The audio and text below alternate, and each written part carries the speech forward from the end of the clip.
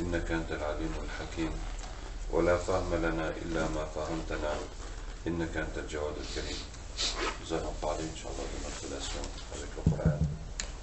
Pourquoi on fait le tarawih?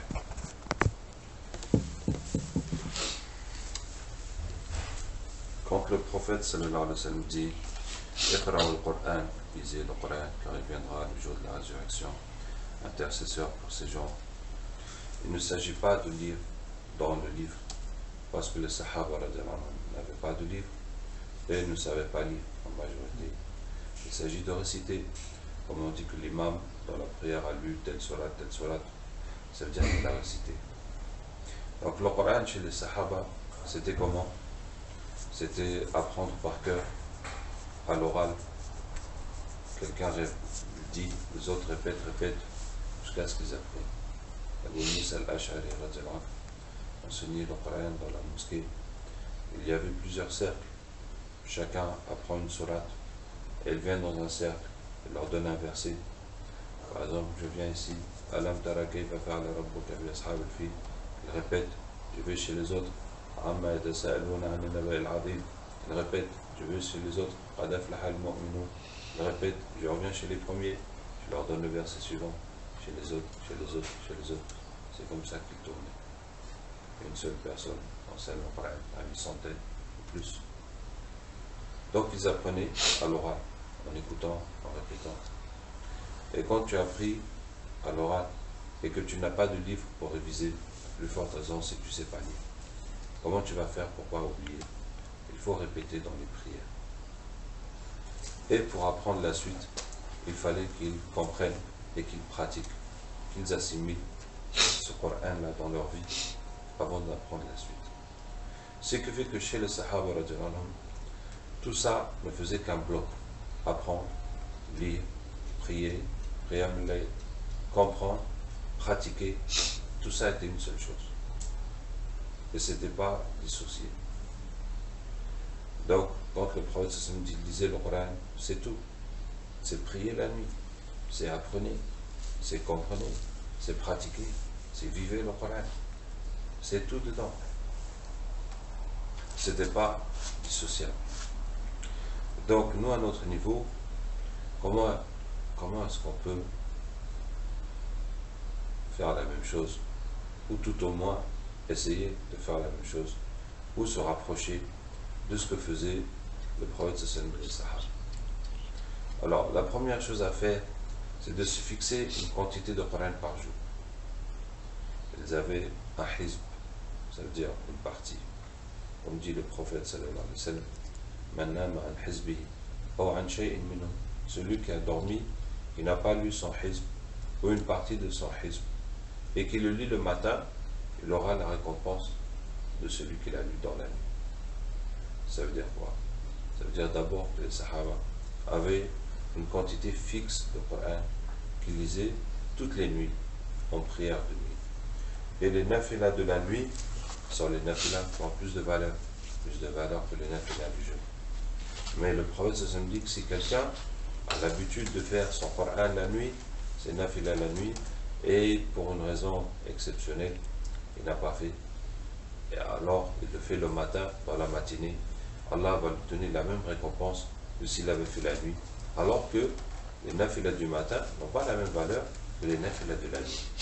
Mais exceptionnellement, comme c'était son habitude, et que là, il y a eu quelque chose qui l'a empêché, et bien il peut le faire le matin, il aura la même récompense. Vous voyez, le qaza, même dans les nafilas. Hein, même dans les nafilas, pourquoi? Pour que cette habitude reste, parce que sinon, si tu rates, et puis tu fais plus rien, bon, ce n'est plus sérieux. À l'avenir, tu rates quand tu veux, tu fais quand tu veux, il n'y a pas de conséquences. Mais quand tu sais que même si tu ne le fais pas, il faudra trouver du temps dans la matinée, alors que normalement tu n'avais pas le temps de faire ça, et ben tu vas te forcer un peu plus à le faire coûte que coûte à l'heure. Donc je vous disais que la première chose à faire, c'est se donner une quantité fixe. Et la quantité que nous avons choisie, c'est un par jour. Hein? Alors, il faut savoir que chez les Sahaba, La plupart des Sahaba lisaient le Coran en une semaine. En une semaine.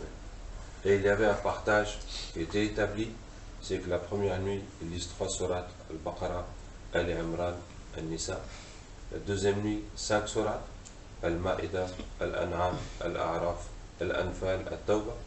La troisième nuit, 7 sourates. La quatrième nuit, 9 sourates. La cinquième nuit, 11 sourates. La sixième nuit, 13 sourates. Et la dernière nuit, le reste. Les petites sourates de Qaf jusqu'à Nas. Et comme ça, ils bouclaient le Coran chaque semaine. Si ça vous est arrivé, il y a certaines mosquées où les 10 dernières nuits du Ramadan, on lit tout le Coran. Donc ça fait un rythme très fort, ça fait 6 rythmes par an. Plus même, parce qu'on ne peut pas compter 10 nuits, on est obligé de compter 9 nuits. Tous les soirs, ben imagine d'être comme ça toute l'année. Imagine de vivre ça toute l'année, cette façon intense de faire les 10 dernières nuits du Ramadan, de toute l'année, c'est comme ça, subhanallah. C'est-à-dire que ces gens-là, vraiment étudiés. Donc, c'était le commun et le plus commun chez les Sahaba, de finir le Coran une fois par semaine. Certains finissaient en moins de temps que ça. Comme Uthman, qui lisait le Coran chaque nuit. Après Isha, il fait une rakat jusqu'au Fajr, où il lit tout le Coran. Et ça, c'est toutes les nuits. Effectivement, c'est exceptionnel, parce que le prophète sallam a interdit de lire le Coran en moins de 3 jours. Et il dit, il ne peut pas comprendre celui qui lit le Coran en moins de 3 jours. Uthman était exceptionnel. Donc, il y a eu, même en dehors de Uthman, des personnes dans l'histoire qui faisaient ça. En tout cas, c'est vraiment exceptionnel. Et sinon, le minimum chez le Sahaba, c'est de finir le Coran en un mois. Donc, ce que vous voyez, le Tarawih, tel qu'il se fait à la Mecque, parce que ça dépend de chaque pays, comment ils font. En tout cas, où on lit 2 hizb, un juz, ou bien 2 hizb et demi, un juz, et un petit peu plus, pour pouvoir boucler avant la fin du mois. Et bien, c'est ce que le dernier des Sahaba faisait toute l'année. C'était le minimum pendant toute l'année. Et c'est ce minimum qui a été retenu, à vrai dire, ça a été retenu dans le Tablir, mais bon, c'est ce que nous gardons comme nom. 2 hizb par jour, c'est un minimum pour que ça influence la personne. Ça veut dire que si tu lis moins que ça, tu ne sens pas l'effet du Coran sur toi. C'est à partir de là, c'est un seuil minimal pour que tu sois imprégné par le Coran constamment. Qu'Allah Ta'ala nous aide. Donc les 2 hizb maintenant, comment on va faire? Alors, je vais vous donner 2 extrêmes. Le premier extrême, Cheikh Naam, rahimahullah, a dit, celui qui ne sait pas lire le Coran, il va apprendre à lire, il va lire ce qu'il peut, jusqu'à ce qu'il arrive à lire 2 hizb facilement. Ça, c'est un extrême. L'autre extrême, c'est celui qui connaît tout le Coran, mais il va lire le Coran dans ses prières toute la nuit, puis c'est tout. Il n'a pas besoin de faire autrement. Et c'est là qu'on arrive vraiment à la sunna pure, où il n'y a pas de livre. Le Coran est dans la tête, on récite dans ses prières, on médite, on prie, etc. Et vraiment l'objectif que je voudrais vous transmettre, c'est pour profiter du Coran. Comment on va profiter du Coran? Justement, c'est quand tu as le Coran en tête et que tu comprends et que tu te lèves, tu pries la nuit. Je veux dire, tu te lèves la nuit, mais même si c'est après Aïcha, directement, ou avant, ou au milieu de la nuit en tout cas, et que tu te lèves et que tu lis le Coran et que tu comprends, que tu médites et que ça t'illumine et que ça t'apporte plus de foi et plus de compréhension, etc. Et c'est ta relation avec Allah Ta'ala. Donc tu es en train de profiter du Coran, tu es en train de te nourrir spirituellement, de te ressourcer avec le Coran. C'est ça l'objectif. Voilà la pitié de nous, mes frères. Et je vais vous donner un contre-exemple qui m'a fait très mal au cœur, mais c'est une réalité malheureusement. J'étais une fois avec un mufti qui était hafiz, alim, mufti, et on était ensemble dans la sortie, Et je lui dis, alors, tu as lu ton Coran aujourd'hui? Ah, il me dit, moi, le Coran, j'ai une façon spéciale de faire. Je dis, ah bon, c'est quoi? Il me dit, j'ai un ami qui est Hafiz, on se rencontre une fois par mois et on passe toute la nuit à lire tout le Coran. Et du Aïcha jusqu'à Fajr, on finit tout le Coran. Subhanallah. C'est à ça que sert le Coran. C'est pour ça que tu as fait ton hifz. Pour qu'une fois par mois tu rencontres ton ami à la mitraillette, à la mitrailleuse. Depuis Aïcha jusqu'à Fajr, tu vas c'est ça, c'est tout. Subhanallah. Il n'y a même pas l'idée de méditer, de profiter, de tirer quelque chose, d'augmenter ta foi, de savoir comment le Sahaba en fait. Rien du tout. Le Coran est devenu stérile, totalement.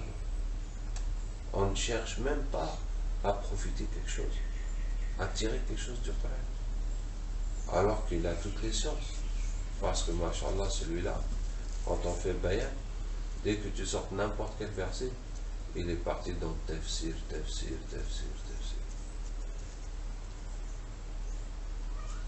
Allah ait pitié de nous. Donc, le but c'est de profiter du Coran. Alors, je reviens. Comment on va faire? Je vous ai dit 2 hizb par jour. Et je vous ai dit que lire le Coran, c'est pas lire dans le livre. Donc, comment on va faire? Alors, voilà la proposition. Les 2 hizb par jour, il faut les partager entre apprentissage et révision et lecture. Ce qui fait que d'abord, il faut traduire les 2 hizb par du temps. Normalement, on met 15 à 20 minutes pour lire un hizb, ce qui fait 35 minutes pour un para, pour un juz. Donc tu vas convertir la quantité en temps. On va donner chaque jour 35 minutes pour le Coran. Comme on l'a dit, celui qui ne sait pas lire, il va apprendre à lire jusqu'à ce qu'il arrive là. Donc s'il y a quelqu'un dans notre groupe, si on se retrouve avec quelqu'un qui ne sait pas lire l'arabe, eh bien, il faut absolument qu'on lui apprenne à lire. Tous les jours, 35 minutes, le temps que les autres sont supposés lire le Coran, eh bien, lui, il va apprendre à lire. Jusqu'à ce qu'il puisse déchiffrer le Coran. À partir du moment où il peut déchiffrer le Coran, eh bien, il va lire le Coran. Il va reprendre les sourates qu'il connaît par cœur pour les réapprendre, pour corriger, pour les corriger en les revoyant dans le livre. Ensuite, il va prendre la sourate suivante. Il va la lire, la déchiffrer, la lire, jusqu'à ce qu'il la connaisse par cœur. Et puis il prend la suivante et la suivante. Donc jusqu'à ce qu'il arrive à lire sans problème. Donc ça c'est un premier niveau. Un deuxième niveau, c'est celui qui a appris du Coran et qui l'a oublié. Si tu as appris des sourates et que tu les as oubliés, maintenant tu ne vas faire rien d'autre que de réviser le Coran que tu as perdu. Tu ne fais rien d'autre. C'est un péché d'oublier le Coran. Tu ne peux pas garder ce péché comme ça. Et puis tu continues à lire autre chose. Non, non, ça devient la priorité totale. Tu dois récupérer tous les versets, toutes les sourates que tu as oubliées, jusqu'à ce que tu puisses les lire dans tes prières. C'est ça. Jusqu'à ce que tu puisses à tout moment te lever, prier et lire tes sourates. Voilà. Donc, voici un autre cas de figure. Celui qui a du Coran et qui l'a oublié. Tu vas seulement récupérer ce Coran jusqu'à ce que tu as tout récupéré, le Coran que tu as appris dans ta vie. Troisième cas, maintenant le cas le plus général. Une fois que ton Coran est récupéré, qu'est-ce que tu vas faire? Parmi les 3 points, apprentissage, révision et lecture, le plus important, c'est la révision. Le plus important, c'est la révision. Parce que si tu ne révises pas, tu oublies ce que tu apprends, tu oublies aussi, donc tu tournes en rond. Hein? Ça te mène nulle part d'apprendre si tu ne révises pas comme il faut. Et comment tu vas réviser? Il faut réviser dans tes prières. Comme vous avez entendu, que les Sahaba finissaient le Coran tout le temps dans leur prière de nuit. Que ce soit une fois par semaine, une fois par mois, etc. En tout cas, c'était comme ça. Voilà, vous allez me dire, mais est-ce qu'ils étaient tous hafiz? En tout cas, ils apprenaient. Et même si au temps du prophète sallallahu alayhi wa sallam, il y avait très peu de hafiz parce que le Coran qui descendait, il mettait quand même un certain temps pour l'apprendre. Mais sinon, après sa mort, vraiment beaucoup ont fini d'apprendre le Coran. Donc, qu'est-ce que je disais? Tout le Coran que tu connais, tu vas le mettre dans l'ordre, depuis Alif Lam Mim jusqu'à Nas. Tu connais un peu de Alif Lam Mim, un peu de autour de Kursi, Amana Rasoul, un peu par ici, un peu par là, même si c'est un ou deux versets isolés dans une sourate, la Raja, comme Rasoul, quel que soit le morceau que tu as appris, et puis les sourates et les demi-sourates, tu mets tout ça dans l'ordre. Chaque fois que tu vas prier, tu récites la suite, et la suite, et la suite, et la suite, et la suite. Voilà. Tu te retrouves vraiment proche des Sahaba, en train de faire le khatm du Coran que tu connais. Comme eux, ils faisaient le khatm au temps du prophète du Coran qui était révélé, avant que la révélation ne soit complète, ou du moins, au moins, du Coran que eux connaissaient, parmi le Coran qui était révélé. Donc tu vas faire ce khatm constamment. Maintenant, ce que je vous dis, étant donné notre faiblesse, on ne va pas se contenter de le faire dans les prières de nuit, même si tu pries le jour, tu continues à le faire. Maintenant, si quelqu'un il a assez de prières la nuit pour lire autant de Coran qu'il veut, bien dans les autres prières, il peut chercher juste des sourates méritoires ou lire ce qu'il veut, mais étant donné, si on a du mal à boucler notre Coran et à prier beaucoup la nuit, bien chaque fois que tu fais une prière, et bien tu lis la suite, tu lis la suite, tu lis la suite.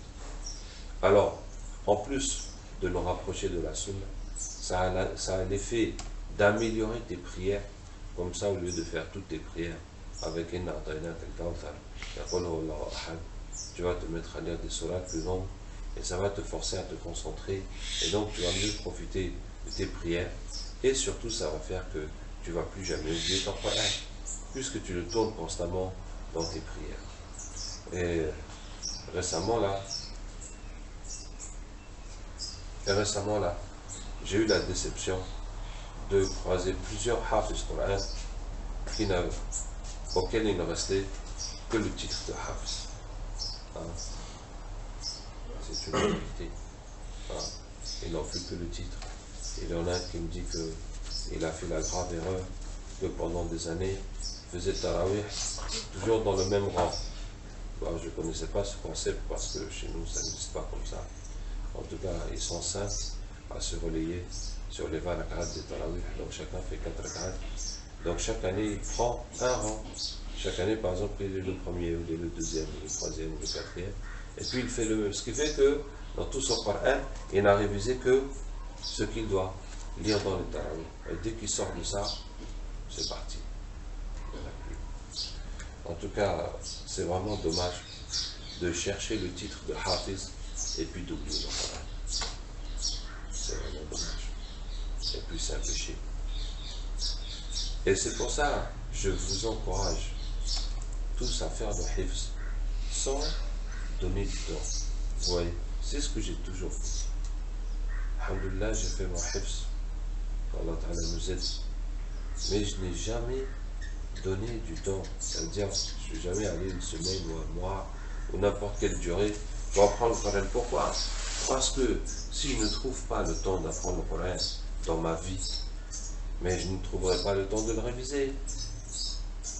Donc, ce n'est pas la peine de sortir de la vie pour aller faire le hifz et puis revenir. Et là, on est repris par des activités, on ne peut plus réviser. Donc, on va le perdre. Est-ce que vous voyez?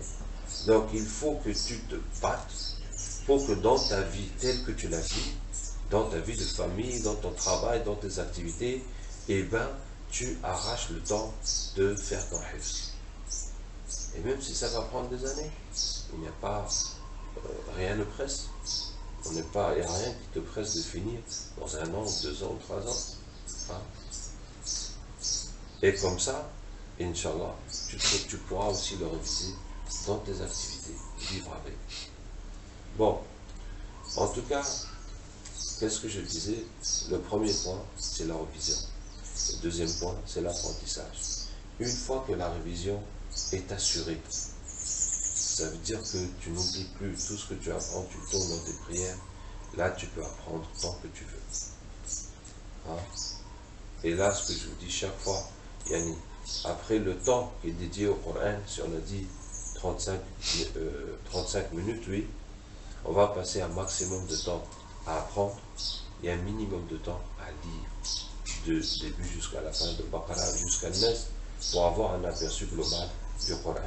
Et on va passer un maximum de temps à apprendre par cœur. À apprendre par cœur. D'accord? Maintenant, ça aussi, je n'ai jamais compris pourquoi quelqu'un apprend des sourates et puis il s'arrête. Et puis il est là avec ses sourates depuis 1 an, 5 ans, 10 ans, 20 ans. Il n'a presque rien appris de plus. Ce qu'il a appris au début, quand il s'est mis à faire la prière, ben voilà, c'est resté comme ça. À peine quelques versets, quelques sourates. Je ne comprends pas vraiment. Est-ce que le Coran est tellement inintéressant? Est-ce que vraiment ça ne te passionne pas comme ça? Ça ne t'intéresse pas? Hein? Même si c'est difficile, même si quelqu'un n'a pas la mémoire facile, il est vraiment, je ne sais pas comment dire, en tout cas, il n'apprend pas vite, mais tu vas répéter, tu vas apprendre forcément. Hein, forcément, tu vas apprendre, ça va mettre plus de temps, mais on va y arriver. Hein. Pour ceux qui n'ont pas la mémoire facile, il faut recopier. Il faut écrire, recopier. C'est l'ancienne méthode des tablettes. Hein. Chaque élève a une tablette et le maître lui dicte le Coran, il écrit, il apprend. Après, il faut qu'il le fasse, la tablette, et puis qu'il réécrive de tête. Et quand il revient avec sa tablette exactement comme elle doit l'être, donc on sait qu'il a appris. Mais le fait d'écrire de sa main, et bien vraiment ça grave le problème dans ta tête, plus que simplement d'apprendre sur le livre. Donc ça, je dis, pour ceux qui ont la mémoire difficile, qui ont du mal à apprendre, écrivez, recopiez. Inch'Allah, ça va vous aider à bien apprendre. De toute façon, même ceux qui sont rapides, efficaces dans l'apprentissage, bien le fait d'écrire, de recopier, ça permet d'ancrer beaucoup plus le Coran dans la tête. Sinon, dans les méthodes d'apprentissage, il faut savoir que la plus efficace, c'est celle où on est le plus concentré. C'est celle où on se casse le plus la tête. Je vous donne un exemple. Par exemple, quelqu'un te donne un numéro de téléphone et tu n'as pas quelque chose pour l'écrire et il s'en va. Maintenant, il faut absolument que tu retiennes ce numéro. Sinon, tu as perdu le contact de la personne. Hein? Comment tu fais? Tu répètes et tu t'accroches. Hein? Tu répètes jusqu'à ce que tu saches que c'est bon. Et puis, dès qu'il est parti, toutes les 5 minutes, tu vas répéter encore. Hein? Toutes les 5 minutes, tu vas répéter encore. Et si tu sens que c'est en train de partir, tu répètes. Vous voyez? Qu'est-ce qui fait l'efficacité de l'apprentissage? La concentration, le souci que tu es là, tu vas absolument le retenir. C'est ça qui fait que tu apprends plus vite. Hein? Et là où tu apprends superficiellement, sans te fatiguer, sans te casser la tête, c'est là que c'est le plus lent, le moins efficace des apprentissages. Et pour ça, la méthode la moins efficace que j'ai pu voir pour apprendre le Coran, c'est quelqu'un qui dit je lis la sourate, et je relis la sourate, et je relis la sourate, jusqu'à ce qu'elle rentre dans ma tête. Ça veut dire que toi, tu as tout ton temps, tu vas répéter autant de fois qu'il le faut, et tu ne te casses pas la tête. Tu attends que la sourate rentre dans ta tête. Ben, ça va prendre un maximum de temps. Et la façon au contraire, la plus efficace pour apprendre, c'est que tu lis un verset comme si tu n'auras plus jamais l'occasion de le lire. Comme le numéro de téléphone qui va partir. Tu lis le verset, Alam tara kayfa fa'ala rabbuka bi ashabil fil. Tu ne le regardes plus. Tu répètes, jusqu'à ce que tu sens que tu l'as retenu. Est-ce que tu vois? Essayez de lire le verset une seule fois. Maintenant, si le verset est trop long, ou de toute façon vous n'avez pas réussi, regardez-le une deuxième fois. Mais l'objectif, c'est de le regarder un minimum de fois. Essayez de le regarder une seule fois. Répétez, répétez jusqu'à ce que c'est bon, vous l'avez retenu. Et puis vous lisez le suivant une seule fois. Pareil, tu répètes, tu répètes, tu répètes, jusqu'à ce que tu l'as retenu. Et tu répètes maintenant les deux ensemble. Et après, tu prends le troisième et les trois ensemble. Tu les répètes jusqu'à ce que c'est bon. Et tu continues comme ça. Est-ce que vous voyez? Ce qui fait l'efficacité de la méthode, comme je vous dis, c'est combien tu te casses la tête, tu te fatigues, tu te concentres. C'est ça qui fait que les informations rentrent. Voilà. Et dès que tu as appris la sourate, tu l'as fait répéter dans tes prières. Maintenant, quand tu récites dans la prière, et si tu ne sais plus ou tu doutes dans le Coran que tu récites, qu'est-ce que tu fais? Tu sautes, tu vas là où tu doutes plus. Tu vas là où tu sais et tu continues. Et après la prière, tu regardes dans le Coran et tu vois ce que tu n'as pas su. Comme ça. Donc même si on a des doutes, ça ne t'empêche pas de lire la sourate dans ta prière. Et quand tu n'arrives pas, tu sautes, tu continues. Bon, Allah nous aide. Si ça va vraiment mal, ben, il faut quand même que tu prennes le temps de réviser tout ça. D'accord? Masha'Allah. Alors, qu'est-ce que je voulais dire? L'apprentissage. Maintenant, en ce qui concerne les règles de tajwid, les règles de tajwid, eh bien, il faut les apprendre. Il faut les apprendre, effectivement. Les apprendre tout seul, ce n'est pas possible. Il faut les apprendre avec quelqu'un qui connaît, qui te montre c'est quoi le tajwid. Mais quand même, il n'est pas nécessaire d'apprendre le tajwid dans tout le Coran. Si tu sais faire le drame, mais tu sais le faire. Tu n'as pas besoin, pour apprendre une sourate, quand tu corriges le tajwid. Tu n'as qu'à apprendre. Tu n'as qu'à apprendre. Et chaque fois que tu as l'occasion, eh ben, tu t'assois avec quelqu'un qui connaît et va te corriger. Hein? Mais on n'a pas quand même besoin d'un professeur qui va te refaire le tajwid de chaque sourate, chaque sourate, chaque sourate, chaque sourate. En tout cas, si on a cette occasion, tant mieux. Mais si on n'a pas cette occasion, ben, il faut apprendre quand même. Et chaque fois que tu as l'occasion, tu te fais corriger dans ta tajwid. Qu'est-ce que je veux dire encore? Donc l'apprentissage. Passer un maximum de temps sur les 35 minutes à apprendre. Et puis un minimum de temps, 10 minutes par exemple, pour lire le Coran du début jusqu'à la fin. Et donc c'est 35 minutes pour le Coran. 35 minutes pour le Coran. Et puis la révision, quand on commence à dépasser 20 hizb, 10 para, on a besoin d'un temps pour réviser. Là, faire juste la lecture dans les prières, ça ne suffit pas. Mais le temps, bon, c'est simple. Tu peux arriver à la mosquée, par exemple, 5 minutes avant la prière, et tu fais 2 rak'at jusqu'à l'iqam. Voilà, tu fais 2 rak'at. Dans les 2 rak'at, tu vas lire un demi-hizb, et puis c'est tout. Ça t'arrive à l'iqam, et donc tu pries. Et puis voilà. Donc, si on a besoin d'un temps pour réviser, parce qu'on connaît plus de problèmes, eh bien on va prendre du temps dans ces prières. De toute façon, vous voyez quand dans une mosquée, j'arrive avant le subh, les gens sont en train de lire le Coran. Beaucoup de gens lisent le Coran. Même, je parlais avec un hafiz qui révise son Coran. Je lui dis, c'est mieux de réviser ton Coran en prière. De réviser ton Coran. Bon, si ton Coran est complètement perdu, là, tu es obligé de réviser avec le livre. Mais si ça va, tu peux réviser, vaut mieux réviser dans ta prière. Et, en tout cas chez nous, ben, tu gardes ton mushaf avec toi. Et si tu as un problème, si à chaque fois il y a des problèmes, eh bien tu regardes dans le mushaf. Ça t'oblige à être plus concentré. Et c'est plus proche de la sunna. Hein? Et c'est plus proche de la sunna. Faire des longues rak'at. Qu'Allah nous aide. Maintenant, dans la spiritualité, il faut équilibrer plusieurs choses dans la spiritualité, dans la relation avec Allah qui sont 4 dans l'ibadat. Dans l'ibadat, il y a 4 choses. Il y a les prières, il y a le Coran, il y a le dhikr, il y a le dua. Dans sa relation avec Allah, il faut équilibrer ces 4 choses. Des prières, la lecture du Coran, les adhkar, le tasbih, salat al-nabi, istighfar, autres dhikr, ainsi que le dua. Est-ce que vous voyez? Quelle que soit la chose qui manque dans ça, ça va faire un manque dans ta spiritualité.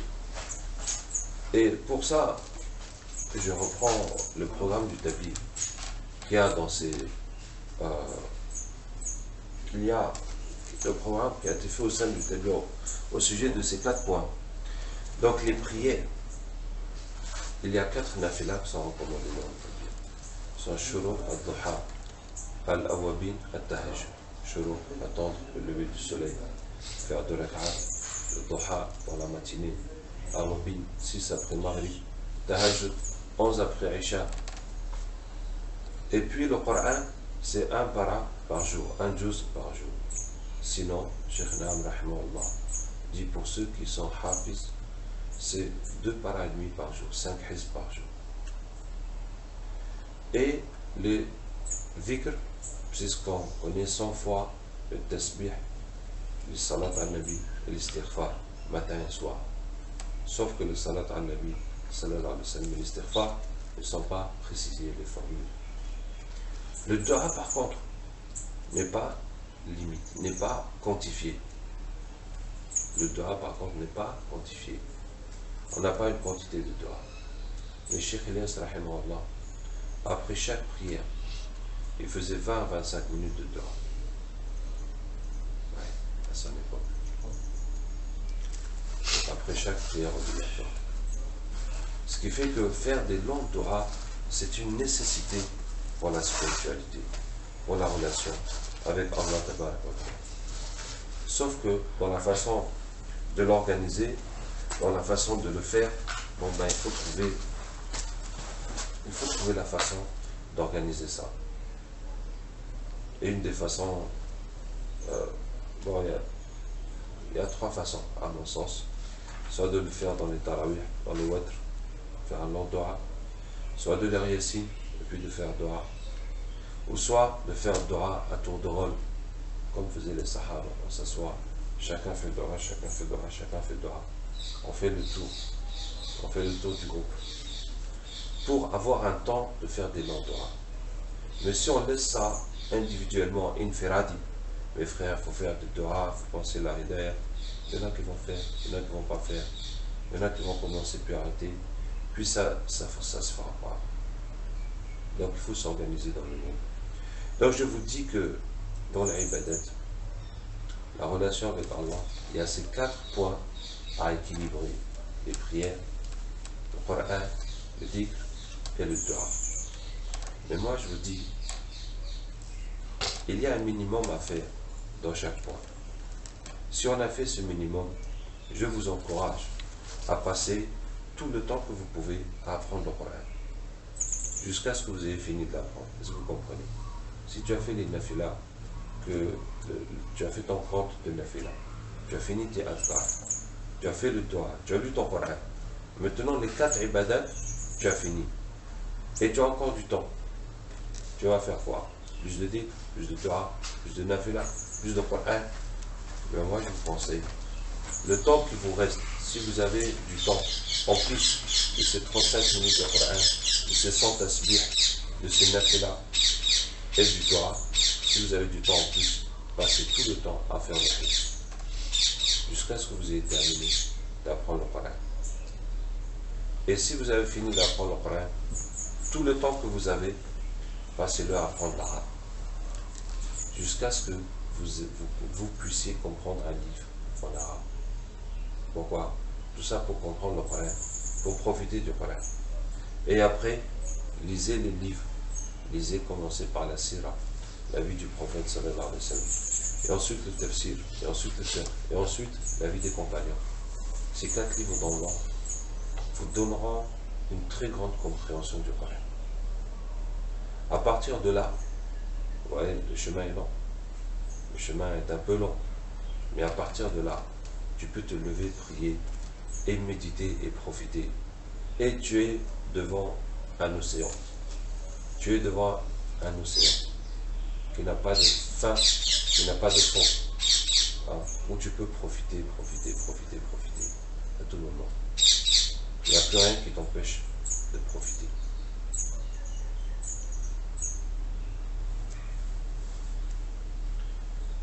Donc c'était sur notre relation avec le Coran. qu'Allah Ta'ala nous aide. سبحانك اللهم وبحمدك نشهد ان لا اله الا انت نستغفرك ونتوب اليك سبحان ربك رب العزه عما يصفون وسلام على المرسلين والحمد لله رب العالمين.